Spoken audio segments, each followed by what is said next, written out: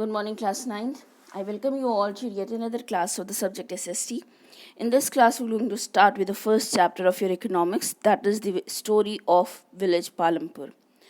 In this chapter, we're going to basically study about the factor of productions, all those things which are related with the production of anything. So for that, we're going to study the hypothetical example of the village Palampur, and accordingly we're going to say that what are the factors that are related, that are used in producing something, and what are the small economy of the Palampur, what are the produce it is producing, and what are the factor of production it is using. So let's start with the chapter. See, if you ask for the factor of production, factor of production basically आपका जो production होता है, वो किसी भी चीज़ को produce करना is your production. And जब आप किसी भी चीज़ को प्रोड्यूस करते हो तो उसमें आप बेसिकली इस्तेमाल करते हो फॉर अबाउट यू कैन से 5 or 4 factor of production. What are they? The first one is the land and the other natural resources. Land आप इस्तेमाल करोगे, जाहिर सी बात है आप किसी भी चीज़ का प्रोडक्शन करोगे तो आप उसमें कहीं पे कोई मशीनरी इंस्टॉल करना है तो definitely you will need a land for it. Then आपको अपनी मशीनरी अपने इंस्टॉल कर दी, फिर उसमें जब चीज़ें बनाने लगोगे तो आपको कुछ नेचुरल रिसोर्सेज जैसे कि पानी है उसकी ज़रूरत पड़ेगी. So this is the first requirement. Then second requirement is the labour. Labour आपका ह्यूमन लेबर बेसिकली, और ये ह्यूमन लेबर दो तरह का हो सकता है, एक होता है स्किल्ड और एक होता है अनस्किल्ड. स्किल्ड लेबर वो लेबर होगा जो कहीं पर किसी स्पेसिफिक काम के लिए यूटिलाइज किया जाएगा, जैसे फॉर एग्जांपल है द इंजीनियर्स और the you can say those people like computer programmers. तो वो उनके पास एक पर्टिकुलर स्किल है और वो स्किल लेबर अपना यूज़ करते हैं किसी चीज़ को प्रोड्यूस करने में. अनस्किल्ड लेबर बेसिकली आपका वो लोग जो कोई यू कैन से कि जिनके काम में बहुत ज़्यादा स्किल की ज़रूरत नहीं. फॉर एग्जांपल आपको अगर कहीं पे अपना कोई हैवी लोड उठवाना है तो आप किसी को उसके जनरली वो अपने बैग पे लेकर के जा सकता है, एल्स आप थोड़ी सी उसको ट्रेनिंग दे सकते हो लाइक फोक लिफ्ट की या इस तरह की, तो वो एक अनस्किल्ड लेबर की तरह काम करता है. Then next comes the fixed capital. Fixed capital basically आपकी होती है टूल्स, मशीनरी, बिल्डिंग्स, ये सारी की सारी आपकी फिक्स्ड कैपिटल होती है. इसमें आपको मतलब और ये फिक्स्ड कैपिटल आपकी एक फार्मर के प्लाव से लेकर के आपकी एक हैवी मशीनरी तक हो सकती है. Then next comes the working capital. Working capital basically कह सकते हो आपकी वो पैसा चाहिए जो हमें ज़रूरत होगी रॉ मटेरियल ख़रीदने में या किसी को पैसा देने में, like for example salary dispatch में, ये सारी चीज़ों में it is called the working capital. Then उसके बाद आता है आपका human capital. Human capital basically वो कैपिटल है जो ह्यूमंस इस्तेमाल करेंगे उस प्रोड्यूस को सेल करने के लिए या उस प्रोड्यूस को इन्हेंस करने के लिए अपनी नॉलेज इस्तेमाल करेंगे, तो it is called the human resource और दी ह्यूमन कैपिटल. तो ये सारे के सारे आपके जितने भी फैक्टर ऑफ प्रोडक्शंस हैं ये सब मिल करके आपका किसी भी चीज़ को बनाने में मदद करती है. In this class, in this chapter rather, हम लोग पढ़ेंगे पालमपुर एक हाइपोथेटिकल विलेज है जिसके बारे में हम पढ़ेंगे, जो छोटी सी इकॉनमी रखता है, और देखेंगे वहाँ पर कि क्या क्या चीज़ें प्रोड्यूस होती हैं और कौन कौन का से फैक्टर ऑफ प्रोडक्शन है जो वहाँ पर यूज़ होते हैं. तो जो पालमपुर है वो एक छोटा सा एरिया है, एक छोटा सा गांव है, विलेज है, जो अपने नियर बाई बिग विलेज जिसका नाम है आपका जो बिग विलेज रायगंज है उससे वेल कनेक्टेड है. एंड देन जो वहाँ का सिटी है शाहपुर, उससे भी वो अच्छे से वेल कनेक्टेड है. यहाँ पर 450 फैमिलीज़ रहती हैं, जिसमें से जो 80 फैमिलीज़ हैं वो अपर कास्ट को बिलोंग करती है और उनके पास बड़े बड़े लैंड्स हैं. एंड फिर उसके बाद जो SC/STs हैं वो उनके जो लैंड्स हैं वो छोटे लैंड्स हैं, और ये ऐसे जो अपर कास्ट वाले लोग हैं उनके पास अच्छे बड़े सीमेंटेड घर हैं. Then if you talk about the SC/STs and the Dalit people, वो बेसिकली आपके विलेज के कॉर्नर पे रहते हैं. उनका जो घर है वो मड एंड स्ट्रॉ का बना हुआ है. तो ये आपकी इंट्रोडक्शन है आपके पालमपुर जो विलेज है वो कैसा है. देन आपका अगेन पालमपुर में बहुत सारी एक्टिविटीज़ होती हैं, लाइक फॉर एग्जांपल फार्मिंग होती है, देन कैटल रियरिंग होती है, और फार्मिंग से रिलेटेड बहुत सारे काम होते हैं. अच्छा, अब देखो यहाँ पर आता है कि क्या क्या फैक्टर ऑफ प्रोडक्शन है जो पालमपुर में वहाँ के प्रोडक्शन में इस्तेमाल हो रहा है. So the first one is land. अब देखो जो लैंड है पालमपुर में वो फिक्स्ड एरिया है, ठीक है. जो पालमपुर की जाहिर सी बात है जो बाउंड्री होगी वो एक फिक्स्ड एरिया होगी, और उसके अंदर जो लैंड है वो फिक्स्ड है. यहाँ पर लैंड फिक्स्ड है, और यहाँ पर जो यू कैन से एरिया है कोई भी वेस्ट नहीं है, सब पे आपकी जो खेती है वो हो रही है. अच्छा, ये जो यहाँ पर पालमपुर में जो एरिया वेस्ट लैंड भी था वो भी 1960 में जो वहाँ हमारी जब गवर्नमेंट ने क्या किया कि बहुत सारे कह सकते हो कि पेस्टिसाइड्स केमिकल्स को इंट्रोड्यूस किया. इस वजह से क्या हुआ कि वहाँ का जो वेस्ट लैंड भी था वो भी कल्टिवेबल लैंड हो गया है. देन उसके बाद एक क्वेश्चन आता है कि क्या लोग वहाँ पर किस तरह की फार्मिंग कर रहे हैं, क्या वो एक ही चीज़ उगा रहे हैं उस लैंड पे या बहुत सारी चीज़ें उगा रहे हैं. तो देखो, जब किसी लैंड पर कई तरह की चीज़ें अलग अलग टाइम पीरियड पे अलग अलग टाइम और point of time in a year पे ग्रो की जाती हैं तो that is called the multi farming और दी मल्टीपल फार्मिंग. तो यहाँ पर जो यहाँ के जो फार्मर्स हैं पालमपुर के, वो बेसिकली क्या कर रहे हैं, वो बेसिकली अपने रेनी सीज़न में वो ग्रो करते हैं खरीफ क्रॉप्स. खरीफ क्रॉप्स में आपकी बेसिकली होती है जवार और बाजरा, जो कि यू कैन से आपके जो कैटल्स होते हैं उनके चारे के तौर पे इस्तेमाल होता है. देन उसके बाद वो पोटैटो भी इसी ड्यूरेशन में सो करते हैं in the time period of October and December. फिर उसके बाद आता है आपका जो विंटर क्रॉप है. विंटर क्रॉप में यहाँ पर पालमपुर के जो विलेजर्स हैं या फार्मर्स हैं वो क्या ग्रो करते हैं, आपका वीट ग्रो करते हैं. देन उसके बाद शुगर केन भी यहाँ पर ग्रो होता है, और जो शुगर केन है वो पूरे साल भर के लिए इंगेज कर लेता है लैंड को. तो यहाँ पर आप देख सकते हो कि जो वहाँ का लैंड है क्यों पालमपुर का, इवन दो वो फिक्स्ड है, एसेट है ना, कैपिटल है, ये भी तो एक फैक्टर ऑफ प्रोडक्शन है लैंड. ये यहाँ पर फिक्स्ड है, लेकिन यहाँ पर इस लैंड को वो अलग अलग पॉइंट ऑफ टाइम पे अलग अलग ईयर के टाइम पे ईयर के अलग अलग मंथ में उसको अलग अलग तरीके से यूज़ कर रहे हैं. देन उसके बाद आपका जो पालमपुर है वो इस तरह की फार्मिंग क्यों कर पाता है, क्योंकि हमारे यहाँ इनके यहाँ पर इरिगेशन बहुत ज़्यादा है. अच्छा, ये जो इरिगेशन है ना, इसके लिए गवर्नमेंट ने 1970s के अराउंड ग्रीन रेवोल्यूशन लेकर जब आई थी तो उस टाइम पर गवर्नमेंट ने बहुत ज़्यादा फार्मर्स की मदद की थी और उनको आपके ट्यूबवेल्स और ये सारी की सारी चीज़ें प्रोवाइड कराई थी. तो यहाँ पर जो यू कैन से जो फार्मिंग है पालमपुर की वो थ्रू आउट द ईयर चल पाती है.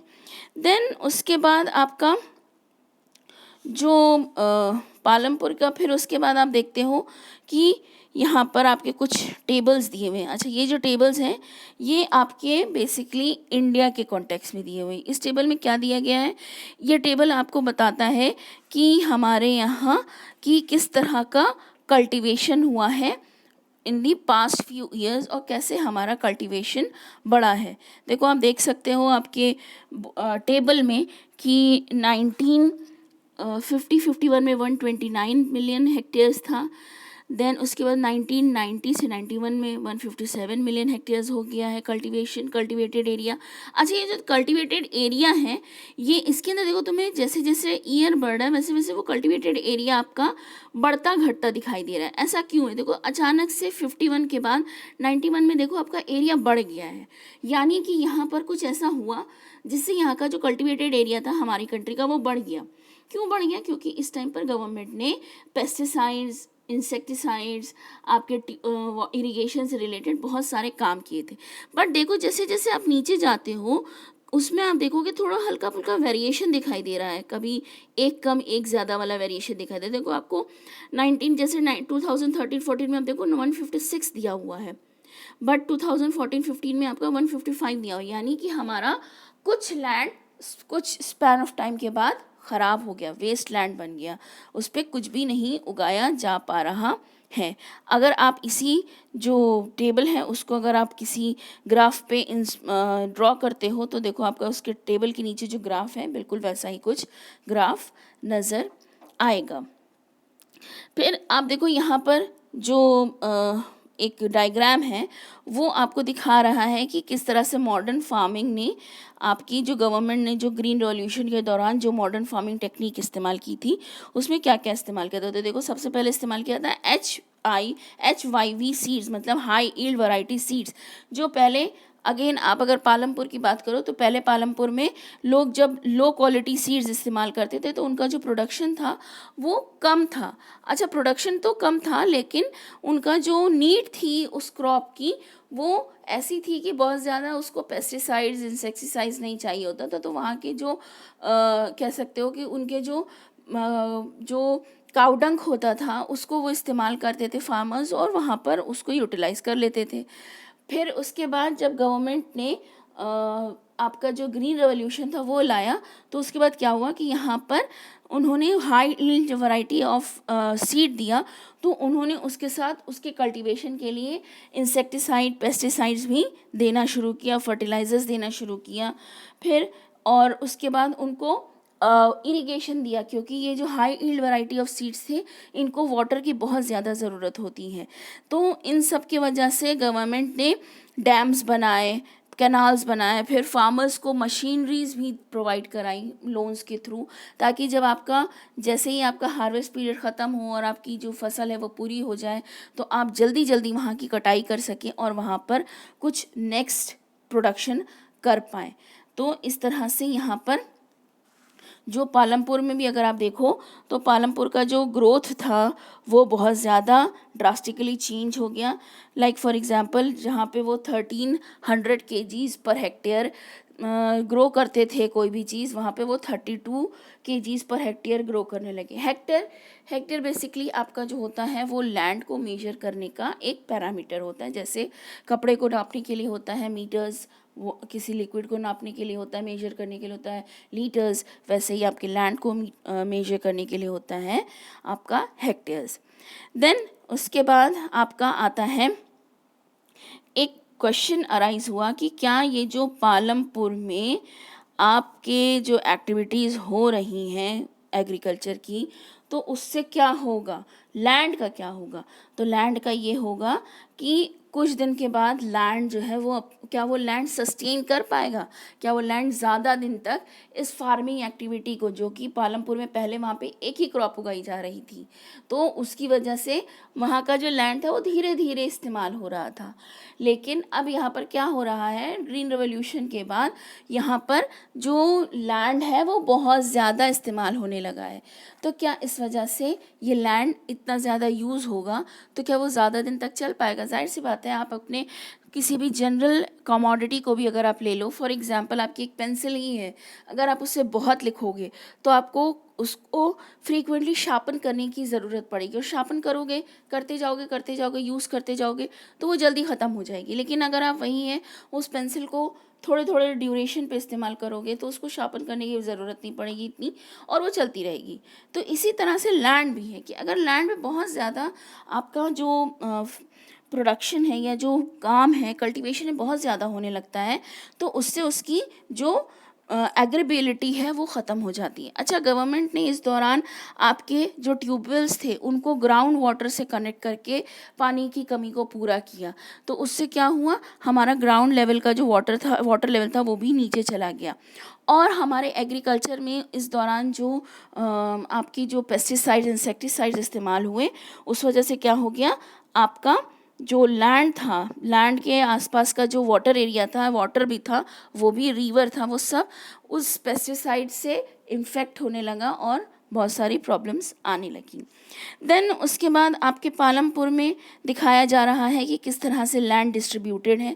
देखो, लैंड डिस्ट्रीब्यूटेड आपसे मैंने पहले ही बताया कि जो 80 फैमिलीज़ हैं, जो बड़ी फैमिलीज़ हैं, अपर क्लास फैमिलीज़, उनके पास बड़े बड़े लैंड्स हैं, बड़े बड़े लैंड्स हैं, like for about 10 hectares of land एक इंसान के पास है। लेकिन जो छोटे छोटे लैंड ओनर्स हैं, देखो आप देख सकते हो कि किसी का लैंड बहुत बड़ा, ऑरेंज और ग्रीन जो डायग्राम बना हुआ है उसमें आप देख लो कि किसी का लैंड बहुत बड़ा बड़ा है, किसी के लैंड में बहुत सारे डिस्ट्रीब्यूशन है, छोटे छोटे लैंड हो गए। क्यों? क्योंकि यहाँ पर उनकी जो फैमिली मेम्बर्स हैं वो ज़्यादा हैं और उनका जो लैंड था वो थोड़े दिन के बाद जब फैमिली बढ़ी तो वो और डिसइंटीग्रेट हो गया। अच्छा, डिसइंटीग्रेशन से क्या होता है कि आपका लैंड तो वही है, लेकिन आपने जब उसको तोड़ करके अलग अलग लोगों को दे दिया तो एक ही फैमिली की जो ग्रोथ, जो पैसा आ रहा था वो कम हो जाएगा। जाहिर सी बात है कि एक फैमिली जब 10 फैमिली में टूट गई है तो उनके जो लैंड है वो भी 10 पार्ट में डिवाइड हो गया है, तो उससे आने वाली इनकम भी कम हो जाएगी। फिर उसके बाद देखो, जब ये इनकम कम होगी तो क्या होगा कि यहाँ पर ये जो लोग हैं, जो इस फैमिली के लोग होंगे, वो क्या प्रोवाइड करने लगेंगे, आपको लेबर प्रोवाइड करेंगे। वहाँ की पालमपुर में जो बड़े बड़े जो फार्मर्स हैं उनको, ये छोटे फार्मर्स जब अपने लैंड पे कुछ नहीं कर रहे होंगे तो ये अपने जो अपना लेबर है वो किसको दे रहे होंगे, बिग फार्मर्स को दे रहे होंगे। और इस तरह से यहाँ पर जो लेबर है वो बिग फार्मर्स को मिल रहा होगा छोटे फार्मर्स से, जो अपने लैंड पे या तो बहुत कम कल्टीवेशन कर रहे हैं या तो उस टाइम पॉइंट ऑफ टाइम पे कल्टीवेशन कर ही नहीं रहे हैं। देन उसके बाद आपका आता है कि किस तरह से पालमपुर में कैपिटल की नीड को सेटिस्फाई किया जा रहा है। Capital factor of production again ये भी है। तो जाहिर सी बात है, जैसे आपको किसी भी तरह की प्रोडक्शन करते हो तो आपको फैक्टर ऑफ प्रोडक्शन में कैपिटल की ज़रूरत होती है, पैसे की ज़रूरत होती है। इसी तरह से फार्मिंग में भी कैपिटल की ज़रूरत होती है। तो यहाँ पर क्या हो रहा है, आप देख रहे हो ना, 2 फार्मर्स हैं, एक बड़ा फार्मर है, एक छोटा फार्मर है। तो जो बड़े फार्मर्स हैं वो आपके ग्रीन रेवोल्यूशन के बाद उनके पास जो लैंड की ग्रोथ थी वो ज़्यादा हो गई और उनके पास सरप्लस बहुत ज़्यादा बढ़ गया। इस सरप्लस को बेच करके उन्होंने क्या किया, अपने लिए एक्स्ट्रा मनी जो थी वो बचा करके बैंक में रख ली और फिर उससे क्या किया, उन्होंने कुछ पैसा अपने लैंड पे इन्वेस्ट किया, कोई बड़ी बड़ी मशीनरीज लेने में, और कुछ पैसे को उन्होंने लेंड कर दिया छोटे फार्मर्स को, वो भी बहुत हाई इंटरेस्ट पे। और जो छोटे फार्मर्स हैं वो इस इंटरेस्ट पे, हाई इंटरेस्ट पे जो आपका मनी प्रोवाइड किया जा रहा है बड़े फार्मर से, वो लेने के लिए मजबूर हैं। क्यों? क्योंकि उनके पास कोई और इस टाइम पर अभी, क्योंकि वो कह सकते हो इलिटरेट भी हैं, इसलिए वो बैंक जाना नहीं चाहते हैं और इसलिए यहाँ पर वो बड़े फार्मर्स से आपका मनी लेते हैं। देखो यहाँ पर अगेन जो बड़े फार्मर्स हैं उनके पास जो सरप्लस है, सरप्लस को उन्होंने क्या किया, अपनी एंटरप्राइजिंग स्किल इस्तेमाल की। देखो अगेन यहाँ पे फैक्टर ऑफ प्रोडक्शन आया ना, एंटरप्राइजिंग स्किल को इस्तेमाल करके उन्होंने जो नियर वाला जो एरिया जो था, सिटी था, शाहपुर जो था सिटी, वहाँ पर ले जा करके अपने जो यू कैन से जो सरप्लस प्रोडक्ट था उसको बेच दिया। देन आपके बाद, इसके बाद आपके जो पालमपुर एरिया में, जो पालमपुर विलेज है उसके अंदर आपकी जो फार्मिंग के अलावा भी लोग बहुत सारे काम करते हैं जो कि नॉन फार्मिंग एक्टिविटी में आता है और उसको हम अलाइड फार्मिंग एक्टिविटी भी कहते हैं। मतलब जहाँ पे फार्मिंग होती है वहाँ पे ये सारी चीज़ें आपको मिल सकती हैं, जैसे डेयरी। तो यहाँ पर जो लोग हैं वो डेयरी भी चला रहे हैं, उनके पास काऊ है, बफेलोज हैं, जिससे वो, और उस बफेलो और काऊ को फीड करने के लिए उनके पास, आपने पीछे पढ़ा ना, बाजरा हो रहा है, जवार हो रहा है, तो they will be able to feed their animals and उसके बाद उनको वहाँ पर जो डेयरी का जो बिज़नेस है वो भी ग्रो कर सकता है। क्यों? क्योंकि वहाँ पे फार्मिंग है, फार्मिंग से उनको अपने बिज़नेस के लिए फैक्टर ऑफ प्रोडक्शन मिल रहा है ना, जैसे चारा चाहिए, फॉडर चाहिए उनको अपने एनिमल्स के लिए, तो वो वहाँ पे ईजिली अवेलेबल हो जाएगा। देन उसके बाद आपका नेक्स्ट जो आता है वो आता है आपका कि पालमपुर में और क्या प्रोडक्शन हो रहा है या और क्या हो रहा है। तो वहाँ पर नेक्स्ट प्रोडक्शन हो रहा है वो छोटी छोटी स्मॉल स्केल इंडस्ट्रीज़ हैं। अगेन यहाँ पर स्मॉल स्केल जो इंडस्ट्रीज़ हैं वो आपकी फार्मिंग से ही रिलेटेड है। फॉर एग्जांपल कोई पिकल बना रहा है, कोई पापड़ बना रहा है, कोई ऐसी यू कैन से जूट की कोई चीज़ बना रहा है जिसमें वो फार्मर जो वहाँ का जो फार्मिंग है उसी से सामान ले रहा है। अगेन यहाँ पर ये जो छोटी छोटी जो मैन्युफैक्चरिंग है, यहाँ पर लोग जो लेबर इस्तेमाल कर रहे हैं वो अपनी फैमिली में ही लेबर इस्तेमाल कर रहे हैं, और वो बाकी जो प्रोड्यूस वो बना रहे हैं वो अपने विलेज में, देन आउटसाइड विलेज जो बड़ा वाला विलेज है उसमें भी जा कर के वो सेल कर रहे हैं, जिसका नाम आपको मैंने बताया था कि क्या है, सिटी जो है वो शाहपुर है और जो बिग विलेज है वो है रायगंज। तो वहाँ पर ले जा कर के ये सारी की सारी चीज़ें वो बेच रहे हैं। देन अगेन आपके जो पालमपुर जो विलेज है उसमें आपके छोटे छोटे शॉपकीपर्स भी हैं जो आपके विलेज से ही सामान ख़रीद रहे हैं। वीट है, बार्ली है, और भी बहुत सारे जो ऑयल है या इस तरह की चीज़ें वो अपने विलेज से भी ख़रीद रहे हैं और कुछ बाहर से भी लेकर के आ रहे हैं। जैसे टूथपेस्ट है, पेन, पेंसिल, कॉपी, क्लॉथ, ये सारी की सारी चीज़ें वो बाहर से लेकर के आ रहे हैं, और यहाँ की जो आपकी पालमपुर की इकोनॉमी है उसमें ये चीज़ इंट्रोड्यूस कर रहे हैं। देन उसके बाद आपका जो ट्रांसपोर्ट है पालमपुर, क्योंकि वेल कनेक्टेड, आपको मैंने बताया कि ट्रांसपोर्टेशन जो है यहाँ पे जो कन्वेंस है वो अच्छे से कनेक्टेड है इस विलेज में, ये विलेज सिटी से अच्छे से कनेक्टेड है। यहाँ पे आपको आपको कार्स, मोटरसाइकिल्स, साइकिल्स, ये सारी की सारी चीज़ें आपको, बुलक कार्ट्स, वेगन्स, ये सारी की चीज़ें आपको दिख जाएंगी।